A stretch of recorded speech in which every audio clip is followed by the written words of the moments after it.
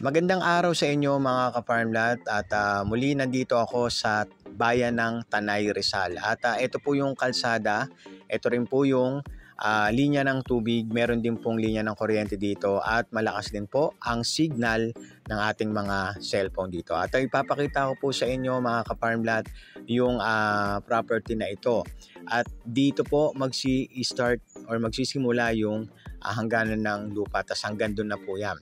Overlooking mountain view ito mga ka-farmlat at marami din pong mga nakatanim. Siyempre papasukin ko po. At bago po ako magpatuloy, huwag niyo po sanang kalimutan mag-subscribe at pindutin na rin ang notification bell para lagi po kayong nauuna sa tuwing mag-upload po kami ng mga bagong videos. Ayan mga ka-farmlat, nakikita nyo napakaganda dito.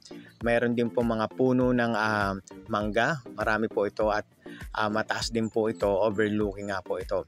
At pupunta ako sa ibang bahagi pa. Tapusin nyo lamang po ang video ito. At ito na nga mga ka-farmlat, meron silang tinatayo dito na hindi lang natapos. Then yung itsura ng lupa na ito, may pagka-slope po siya pero banayad lang. At ito, flat din po yung ibang area. Marami rin pong tanim na mga saging dito, mangga, at iba't ibang klase pa na pwede po ninyong mapakinabangan. At ngayon mga ka-farmlat, pag-usapan na po natin yung iba pang detalye. From Marilac Highway hanggang dito, papasok dito ay nasa 10 minutes lamang po. No?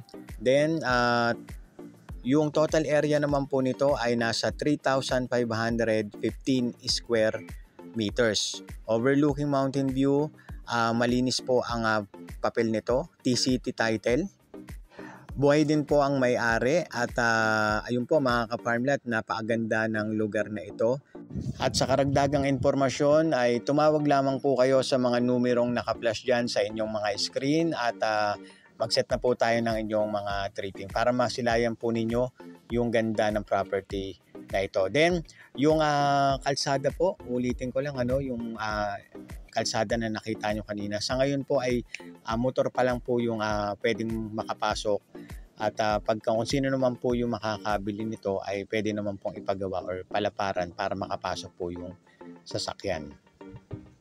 At ayun mga ka-farmlat, maraming salamat sa inyo. Sana lagi kayong nasa mabuting kalagayan. Have a nice day po sa inyo mga ka-farmlat. Maraming salamat.